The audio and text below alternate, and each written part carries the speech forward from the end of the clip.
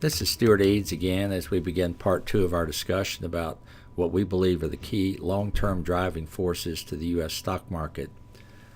But before we really get into the heart of that, I wanted to show you a few company charts and make some comments about the type graph paper we normally use. This company is Church and Dwight in this particular picture.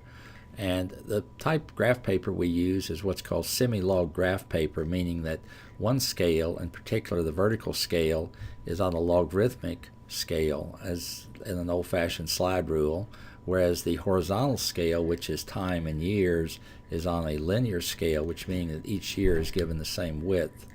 Now, as I say, the vertical scale is logarithmic. Now, really, the bottom line of what you need to understand about that is when you use this type paper, something that's growing at a constant rate of growth, in this case, Church and Dwight's running four-quarter earnings, the green line with the dots, each dot is the last four-quarter of earnings, will appear as a straight line. So a constant rate of growth, as in 18 or 19% a year, let's say, whatever this happens to be, would appear as a straight line. And this company pretty much has a fairly constant rate of growth with a few bobbles and wiggles over the last 12 years. This other series of lines and hash marks here is the monthly high, low, and close for their stock price over the 12-year period.